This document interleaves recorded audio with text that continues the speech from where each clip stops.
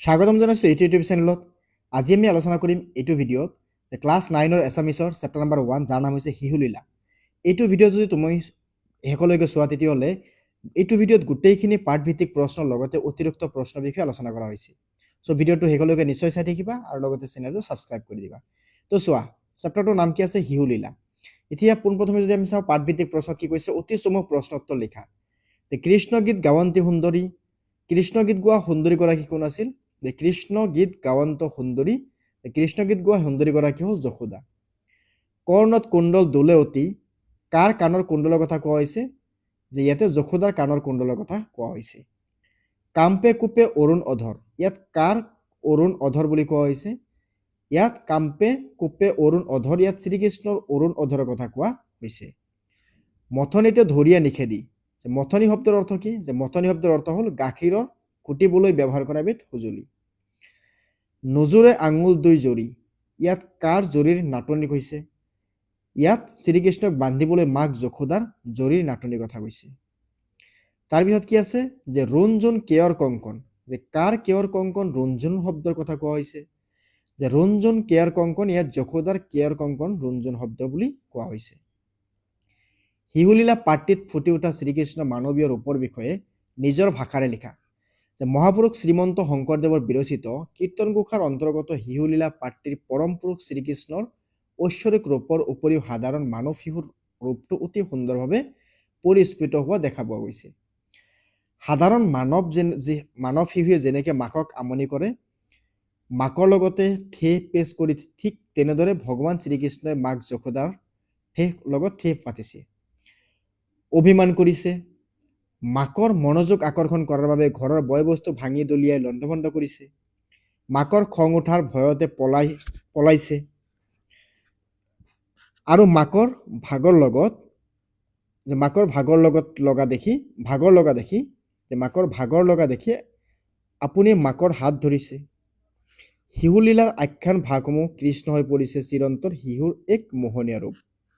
এয়া যেন আমাৰ চিনাকিৰ এক শিশুৰহে দুষ্টালি। ঠিক আছে, মানে শিশুলীলা পাঠটোত শ্ৰীকৃষ্ণ মানুহে সাধাৰণতে সৰু বাচ্চা এটা কি কৰে, মাকৰ লগত কি কৰে, অকণমান আমনি দি থাকে, কিবা বস্তু ভাঙি থাকে, হয়নে নাই? তো তেনেকুৱা শ্ৰীকৃষ্ণই কৰিছে। তাৰপিছত কি কৈছে? শংকৰদেৱৰ মহাত্মাৰ সৃষ্টি কীৰ্তন ঘোষাৰ বিষয়ে এটি চমু টোকা লিখা। যে মহাপুৰুষ শ্ৰীমন্ত শংকৰদেৱৰ সাহিত্যিক জীৱনৰ কীৰ্তিস্তম্ভ হ'ল কীৰ্তন ঘোষা। নাম প্ৰসংগৰ উপযোগী হিচাপে ৰচনা কৰা কাব্য গ্ৰন্থসমূহ মহাপুৰুষৰ দ্বাৰা প্ৰভাৱিত এই শৰণামৰ ধৰ্মৰ মূল পুথি। বিভিন্ন ছন্দৰ প্ৰয়োগ আৰু ৰসৰ প্ৰাধান্য তথা ভক্তি ধৰ্মৰ গুণানুকীৰ্তনেৰে ভৰপূৰ কীৰ্তন ঘোষাত 9টা অধ্যায় আছে। সাহিত্যিক গুণেৰে সমৃদ্ধ কীৰ্তন ঘোষাই ভক্তিৰ ৰসৰ ফল ধাৰা নিৎসৰণ কৰাৰ উপৰিও আমাৰ সমাজৰ জনসাধাৰণৰ মনটোক বিশেষ স্থান অধিকাৰ কৰি আহিছে। তাৰপিছত কি কৈছে? যে শিশুলীলা পাঠটিৰ অন্তৰ্নিহিত তাৎপৰ্য বুজাই লিখা। পৰীক্ষাত এইবোৰ কুৱেশ্যন আহি থাকে বা সাৰাংশ লিখা, এনেকুৱা কুৱেশ্যন আহে। তো কি লিখিবা? যে শিশুলীলা পাঠটি শ্ৰীমন্ত শংকৰদেৱৰ দ্বাৰা ৰচিত কীৰ্তন ঘোষাৰ অন্তৰ্গত। যে ভগৱান শ্ৰীকৃষ্ণ ত্ৰিজগতৰ পূৰ্ণ ব্ৰহ্ম অৱতাৰ, সেইজন ভগৱানে ভকত মনোকামনা পূৰণৰ হেতুকে সাধাৰণ মানৱ শিশুৰূপে যশোদাৰ পুত্ৰ হৈ জন্ম লৈছে আৰু নানান লীলা খেলা দেখুৱাইছে। শিশুলীলা মহাপুৰুষ শংকৰদেৱৰ ভাগৱতৰ প্ৰথম সুন্দৰ নিদৰ্শন। তাৰপিছত কি লিখা হৈছে? তোমালোকে গোটেইখিনি লিখি দিবা, তেতিয়াহ'লে পৰীক্ষাত ফুল নাম্বাৰ পোৱাৰ চান্সেছ থাকিব। কেতিয়াবা দেখা যায় যে কিছুমান ক্ষেত্ৰত যে কোনোবাই হয়তো ক'ব পাৰে যে কমকৈ লিখি ফুল নাম্বাৰ পাম বা ফুল নাম্বাৰ পাবা। তো তেনেকুৱা কথা নহয় যে কমকৈ লিখিলে নাম্বাৰটো কমেই দিব, কিন্তু অকণমান আমি বেছিকৈ লিখিব লাগিব। যিহেতু তোমাৰ ভাষা অধ্যয়ন, মানে তোমাৰ ছ'চিয়েল আছামিজ কোৱা, হিন্দী কোৱা, সেইবোৰ ছাবজেক্টত অকণমান বেছিকৈ লিখিব লাগে। অ'কে, মেথছত হওক ছায়েন্সত হওক, সেইবোৰ মেইন বস্তু লিখিলে নাম্বাৰটো পাই যায়, কিন্তু এইবোৰত অকণমান বেছিকৈ লিখিব লাগিব। মাতৃ যশোদাৰ আৰু শিশুপুত্ৰ শ্ৰীকৃষ্ণ লীলা খেলাৰে পৰিপূৰ্ণ শিশুলীলা পাঠটিৰ জৰিয়তে দেখিবলৈ পোৱা যায় যে ভগৱান সদায় ভক্তৰ অধীন। যে ভক্তৰ অধীন ভগৱানে ভকতৰ মনোকামনা পূৰণ কৰিবলৈ সদায় যত্ন কৰে আৰু যশোদাৰ পৰম কৃষ্ণ ভক্ত, যি জনাৰ পৰম ঈশ্বৰক মহাযোগী সাধিকসকলে তপ জপ কৰি দৰ্শন লাভ কৰিব নোৱাৰে, সেইজনা পৰম পুৰুষ ঈশ্বৰৰ একমাত্ৰ ভক্তিৰ জৰিয়তে যশোদাই নিজ পুত্ৰৰ ৰূপে লাভ কৰিবলৈ সক্ষম হৈছে। কিন্তু সাধাৰণ মানৱীয় যশোদাৰ ভগৱানক লাভ কৰিও অহংকাৰ মুক্ত হ'ব পৰা নাছিল। সেই কৃষ্ণই তেওঁক নচুৱাই ৰং চাইছিল যে পৰম কৃষ্ণ নিজ পুত্ৰৰূপে পৰম ব্ৰহ্ম কৃষ্ণক নিজ পুত্ৰৰূপে ভ্ৰম কৰি যশোদাক তেওঁক উৰলত বান্ধিবলৈ প্ৰয়োগ কৰিছিল আৰু বিফল হৈছিল যে ভগৱান শ্ৰীকৃষ্ণ অনাদি অনন্ত সাংসাৰিক মায়ামোহৰ চেষ্টা কালৰ অধিকাৰী সেইজন ভগৱানৰ সৰ্বশক্তিমান কেৱল ভকতিৰ জৰিয়তে তেওঁ লাভ কৰা সম্ভৱ এয়া হিউলীলা পাঠৰ তাৎপৰ্য তাৰপিছত কি আছে তাহাংক টনিয়া মানিবলে যশোদাই বান্ধত উৰুখলে কথাকাৰ অন্তৰ্নিহিত ভাৱ তাৎপৰ্যপূৰ্ণ বুজাই লিখা মানে এনেকুৱা কিছুমান কুৱেশ্যন থাকিব যিবোৰত লিখা থাকিব বা যিবোৰ কুৱেশ্যনত তোমালোকে দেখা পাবা তাতে লিখা থাকিব কুৱেশ্যন এনেকুৱা যে প্ৰসংগ সংগতি দৰ্শাই ব্যাখ্যা কৰা বা কোনে কথাটো কেতিয়া কাক কি উদ্দেশ্যে কৈছে কথাটো বৰ্ণনা কৰা এনেকুৱা ধৰণৰ কুৱেশ্যন তোমালোকে তাতে দেখা পাব পাৰা ঠিক আছে তো এতিয়া চোৱা আমি ইয়াতে কি পাইছো এতিয়া কুৱেশ্যন নম্বৰ 5ত যেটো কোৱা হৈছে আমি এইটো বস্তু এতিয়া চাই লওঁ এতিয়া ইয়াতে কোৱা হৈছে কি যে তাহাংক তনয় মানিবলে যশোদাই বান্ধত উৰুখলে যে উক্ত পদ্যভাগী মহাপুৰুষ শ্ৰীমন্ত শংকৰদেৱৰ শিশুলীলা নামৰ পাঠটিত পৰমপুৰুষ ভগৱান শ্ৰীকৃষ্ণৰ মাক যশোদাই উৰুলত বান্ধি যোৱাৰ প্ৰয়োগ কৰাৰ প্ৰকাশ কৰিছে যশোদা আছিল শ্ৰীকৃষ্ণৰ পৰম ভক্ত যশোদা শ্ৰীকৃষ্ণৰ পৰম ভক্ত মানে কি যশোদা আছিল বিষ্ণুৰ পৰম ভক্ত ভকতিৰ বলতে যশোদাই ত্ৰিজগতৰ পৰা পৰম পুৰুষ শ্ৰীকৃষ্ণক পুত্ৰৰূপে লাভ কৰিছিল মহামহা যোগীয়ে মাধৱসকলৰ বছৰ বছৰ ধৰি তপ জপ কৰি যিজন ভগৱানক দৰ্শন পাবলৈ সক্ষম হোৱা নাছিল সেই পৰম ঈশ্বৰক যশোদাই কেৱল ভকতিৰ জৰিয়তে পুত্ৰৰূপে লাভ কৰিছিল নিজ পুত্ৰ মানি শ্ৰীকৃষ্ণৰ লগত খং অভিমান কৰিছিল আনকি বান্ধি থবলৈ প্ৰয়োগ কৰিছিল ইয়াৰ দ্বাৰা তেওঁক বুজাব বিচাৰিছে যে ভগৱান সদায় ভকতিৰ অধীন যে ভকতে যি ৰূপত তেওঁক বিচাৰে সেই ৰূপতেই ভকত ধৰা দিয়ে তাৰপিছত কি কৈছে যে নাহি আদি অন্ত পূৰ্ব পৰা পূৰ্ণ ব্ৰহ্ম জগতৰ ঈশ্বৰ ইয়াত কবিয়ে হিউ শ্ৰীকৃষ্ণৰ ঐশ্বৰিক গুণৰ প্ৰকাশ কেনেদৰে কৰিছে বুজাই লিখা যে নাহি আদি অন্ত পূৰ্ব পৰা পূৰ্ণ ব্ৰহ্ম জগত ঈশ্বৰ তো এই কবিতা ভাগৰ জৰিয়তে কবি শ্ৰীমন্ত শংকৰদেৱে পূৰ্ণ ব্ৰহ্ম অৱতাৰ ভগৱান শ্ৰীকৃষ্ণৰ মহিমাৰ বিষয়ে প্ৰকাশ কৰিছে যে ভগৱান কৃষ্ণই পুত্ৰ ৰূপে যশোদাৰ ঘৰত উপজি নানান খেলা কৰিছিল শিশু পুত্ৰ ৰূপে যশোদাৰ কোলাত উঠিবলৈ আমনি কৰিছিল মাকক কাম কৰিবলৈ আমনি কৰিছিল স্তনপান কৰিব নাপায় দধি ভাণ্ড ভাঙিছিল লৱণো চুৰ কৰি নিজেও খাইছিল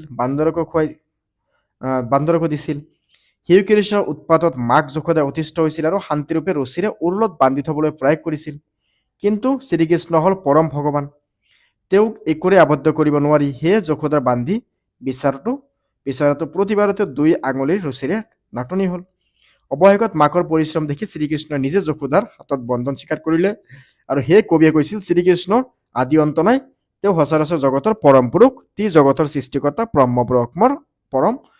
পূৰ্ণ ব্ৰহ্মৰ অৱতাৰ নেক্সট কি আছে ব্যাখ্যা কৰা যাক যোগী নাপাৱে ধ্যান্ত হেন হৰি পলান্ত ভয়ত যে উক্ত কবিতা ফাঁকি বা উক্ত পদ ফাঁকি আমাৰ পাঠ্যপুথিৰ অন্তৰ্গত শ্ৰীমন্ত শংকৰদেৱৰ বিৰচিত হিৰলীলা নামৰ পাঠটিৰ পৰা তুলি দিয়া হৈছে যে পদ ফাঁকিৰ জৰিয়তে কবিয়ে ভগৱান শ্ৰীকৃষ্ণৰ অনন্ত মহিমাৰ বিষয়ে অৱগত কৰাইছে শ্ৰীকৃষ্ণ হল পৰম পুৰুষ ভগৱান যি ত্ৰিজগতৰ সৃষ্টিকৰ্তা তেওঁক মহামহা যোগীসকলেও অনেক সাধন তপস্যা কৰিও লাভ কৰিব নোৱাৰে কিন্তু সেইজনা পৰম ঈশ্বৰ যশোদাই পুত্ৰৰূপে লাভ কৰিছিল একমাত্ৰ ভক্তিৰ জৰিয়তে কেৱল পুত্ৰৰূপে লাভ কৰা নহয় যশোদাৰ ভয়তে হিউ কৃষ্ণই পলাই ফুৰিব লগিয়াত হৈছিল ই সম্ভৱ হৈছিল কেৱল ভক্তিৰ বলতে ভগৱানৰ ভক্তিৰ অধীনত সেয়েহে শংকৰদেৱৰ শ্ৰীকৃষ্ণৰ মহিমা আৰু ভক্তিৰ মহিমা প্ৰকাশ উক্ত পদভাগৰ জৰিয়তে প্ৰকাশ পাইছে তাৰপিছত কি আছে চোৱা ভাণ্ড ভাঙি আবে যাইবা কোঠাই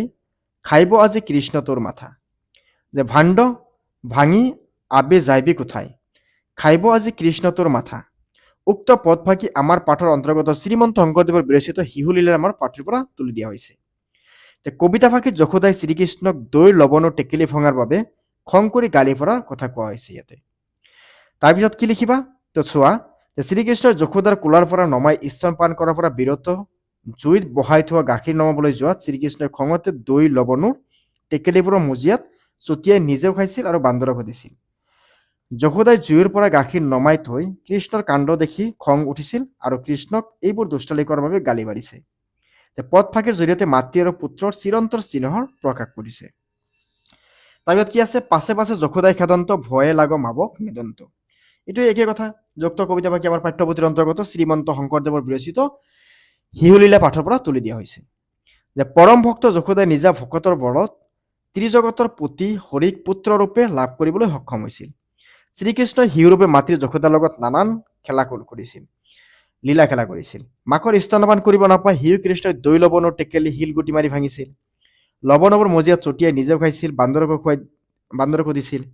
যশোদাই কৃষ্ণৰ এই কাণ্ড দেখি খং কৰিছিল আৰু মাৰিবলৈ হাতত বাঢ়ি তুলি লৈছিল। মাকৰ খং উঠা দেখি কৃষ্ণই ভয়তে পলাইছিল। এনেদৰে মাতৃ পুত্ৰৰ মাজত হোৱা খঙত অভিমান চিত্ৰত কবিয়ে কবিতা ভাষীৰ জৰিয়তে সুন্দৰকৈ বৰ্ণনা কৰিছে। তাৰপিছত কি কৈছে ৮ নম্বৰত, শিহুলীলা পাঠৰ আধাৰত শ্ৰীকৃষ্ণৰ নানান ধৰণৰ কাৰ্যৰ বিষয়ে নিজৰ ভাষাৰে বিৱৰি লিখা। ঠিক আছে, তো তোমালোকে এইখিনি লিখিব লাগিব, এইখিনি স্ক্ৰীনশ্বট লৈ লোৱা আৰু তোমালোকে ধুনীয়াকৈ কপিত লিখি ৰাখিবা। এতিয়া নেক্সট কি কৈছে, মহাকূপে কোঠা পলসিন্ত হিঞ্চিৰাই লৱণ ভোজন্ত। কোনে অতি খঙেৰে কোঠাত সোমাইছিল আৰু তেওঁ কিয় লৱণৰ চাৰিওফালে ছটিয়াই খাইছিল বুজাই লিখা। শিশু কৃষ্ণ অতি খঙেৰে কোলাত সোমাইছিল। মাক যশোদাই দধিমুঠি থাকোঁতে শ্ৰীকৃষ্ণই মাকৰ স্থান পান কৰিবলৈ মাকক আমনি কৰিছিল। পুত্ৰ স্নেহত আপ্লুত হৈ যশোদায়ো কৃষ্ণক কোলাত লৈ মাতৃদুগ্ধ পান কৰাইছিল। তেনেকুৱা সময়ত যশোদাই আশাত বহাই থোৱা গাখীৰ উতলাই পৰিবলৈ ধৰাত কৃষ্ণক কোলাৰ পৰা নমাই দৌৰি গ'ল। মাকে এনেদৰে কোলাৰ পৰা নমাই যোৱাৰ বাবে কৃষ্ণৰ মাকৰ ওপৰত খং উঠিছিল আৰু দণ্ডি ভাঙা শিলগুটি মাৰি লৱণবোৰ চাৰিওফালে সিঁচৰিত কৰিছিল। তাৰপিছত কি আছে, কৃষ্ণক ধৰিবলৈ গৈ যশোদা কেনে অৱস্থা হৈছিল বুজাই লিখা। যে কৃষ্ণক ধৰিবলৈ গৈ যশোদাৰ ভাগৰি পৰিছিল। ভাগৰত যশোদাৰ খোপাত ঢিলা হৈ পৰিছিল। খোপাত পিন্ধা মালতী ফুল সৰি পৰিছিল। মাকৰ ভাগৰৰ এনে অৱস্থা হোৱা দেখি কৃষ্ণই যশোদাৰ ওচৰত নিজে ধৰা দিছিল। তাৰপিছত কি আছে চোৱা, ভাষা বিষয়ক মানে ব্যাকৰণৰ ইয়াতে প্ৰশ্ন দিয়া আছে। তলত দিয়া শব্দবোৰ এটা বা দুটাকৈ সমৰ্থক শব্দ লিখা। যে কৰ্ণ মানে কাণ, অৰুণ মানে সূৰ্য, দধি মানে দৈ, বস্ত্ৰ মানে কাপোৰ, বদন মানে মুখ, লৱণ মানে মাখন, কোপ মানে খং বা ৰাগ, দখন মানে দাঁত, দুগ্ধ মানে গাখীৰ, ঈশ্বৰ মানে ভগৱান। এতিয়া চোৱা, তলৰ পুৰণি অসমীয়া শব্দবোৰ আধুনিক ৰূপত লিখা। তাহাংক মানে তেওঁক, নজুৰে মানে নাটে, খহি মানে খহি, ৰখিল মানে ৰল, আশী মানে আহি, ভৈল মানে হল, আশান্ত মানে আহিছে, হিলায়ে মানে হিলেৰে, কাম্পে মানে কপে, মাৱক মানে মাকক, বসী মানে বহি, প্ৰয়াসী মানে চেষ্টা কৰা, খেদন্ত মানে খেদিলে। এতিয়া নাম্বাৰ 13ত কি কৈছে, তলৰ শব্দকেইটাত কি কাৰণত মূৰ্ধন্য আৰু মূৰ্ধন্য খ হৈছে বুজাই লিখা। তো চোৱা, এটা বস্তু ইয়াতে মন কৰিবা যে ৰি ৰ খ আৰু নৰ মাজত স্বৰবৰ্ণ থকাৰ বাবে মূৰ্ধন্য দন্ত ন হৈ যায়। যেনে কংকণ স্বাভাৱিকতে দন্ত ন হৈছে, মূৰ্ধন্য হৈছে। কৰ্ণ ৰি ৰ খ নৰ মাজত থাকিলে এই দন্তনটো মূৰ্ধন্য হৈ যায়। একে কথা। তাৰপিছত কি আছে, ট বৰ্গৰ আখৰ যুক্ত হোৱাৰ বাবে দন্তন মূৰ্ধন্য হৈছে। নিষেধি, ইয়াতে কাৰণটো উপসৰ্গৰ পাছত ইষ্ট, হিত, হিচ, লহ প্ৰভৃতি ধাতুৰ এইটো দন্তহটো মূৰ্ধন্য খ হৈ যায়। তাৰপিছত নাম্বাৰ 14ত কি কৈছে, পাঠটোত থকা অসমপিকা ক্ৰিয়া শব্দৰ পাছতে বাছি উলিওৱা। অসমপিকা ক্ৰিয়া হৈছে পিন্ধি, গয়া, বান্ধি, ধৰিয়া, পিবে। অ'কে, এতিয়া চোৱা আমি কেইটামান অতিৰিক্ত প্ৰশ্নৰ বিষয়ে আলোচনা কৰিম। চ' যিখিনি পাঠভিত্তিক হয়, পাঠৰ ভিতৰৰ পৰা এইখিনি প্ৰশ্ন বনোৱা হৈছে, তোমালোকে এইখিনি চাই ল'বা। যে শিহুলীলা শীৰ্ষক বৰগীতটোৰ ৰচক কোন? শ্ৰীমন্ত শংকৰদেৱ। শ্ৰীমন্ত শংকৰদেৱৰ জন্ম কেতিয়া হৈছিল? যে 1449 চনত বা 1449। মহাপুৰুষ শংকৰদেৱৰ জন্মভূমি ক'ত? ঘূৰ্ণি নৈটো জন্মভূমি ক'ত? নগাঁও জিলাৰ বৰদুৱাৰ ওচৰৰ আলিপুখুৰী নামৰ গাঁৱত বা ঠাইত। শংকৰদেৱৰ পিতৃ মাতৃৰ নাম কি আছিল? কুসুম্বৰ ভূঞা আৰু সত্যানন্দা। শ্ৰীমন্ত শংকৰদেৱৰ সাহিত্যিক জীৱনৰ কীৰ্তিস্তম্ভ কি?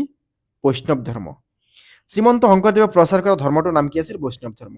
বৈষ্ণৱ ধৰ্মৰ মূল মন্ত্ৰ কি আছিল? এক দেৱ, এক হেৱ, এক বিনে নাই কেৱ। শংকৰদেৱৰ প্ৰিয় শিষ্যজনৰ নাম কি আছিল? মাধৱদেৱ। শংকৰদেৱৰ ৰচনা কৰা দুখন তত্ত্বমূলক গ্ৰন্থৰ নাম লিখা। ভক্তি ৰত্নকৰ আৰু গুণমালা। শংকৰদেৱে ৰচনা কৰা দুখন নাটকৰ নাম লিখা। ৰুক্মিণী হৰণ আৰু পাৰিজাত হৰণ। শংকৰদেৱৰ ৰচিত অংকীয় নাট এখনৰ নাম লিখা। চিহ্ন যাত্ৰা। শংকৰদেৱৰ সৃষ্টি বৰগীতৰ সংখ্যা কিমান? 14টা। 14 মানে কিমান? 20টা আৰু 14টা। তেতিয়াহ'লে কিমান হ'ল? হিচাপ কৰি কেনে কমেণ্টত জনাই দিবা হা। 20টা আৰু 14টা। শংকৰদেৱৰ মৃত্যুৰ কিমান চনত হৈছিল? 23 আগষ্ট 1568 চনত, মানে 23 আগষ্ট 1568। নন্দজয় মানে কি? যশোদা। কৃষ্ণ গীত গোৱা সুন্দৰীগৰাকী কোন আছিল? যশোদা। সৌম বস্ত্ৰৰ অৰ্থ কি? চহৰ পাটৰ কাপোৰ। চহৰৰ পাটৰ কাপোৰ। দধিৰ পাত্ৰ কোনে হিৰেৰে ভাঙিছিল? কৃষ্ণই। মাখনি শব্দৰ অৰ্থ কি? গাখীৰৰ খুটিবলৈ ব্যৱহাৰ কৰা এবিধ সঁজুলি। শিহুলীলা পাঠটিৰ মূল তত্ত্ব কি? কৃষ্ণৰ প্ৰতি ভক্তি। শিহুলীলা পাঠটিত কৃষ্ণৰ কোন মানৱীয় ৰূপ প্ৰকাশ পাইছে? কৃষ্ণই মানৱীয় শিশুৰ দৰে মানৱীয় কাৰ্যকলাপ কৰিছে।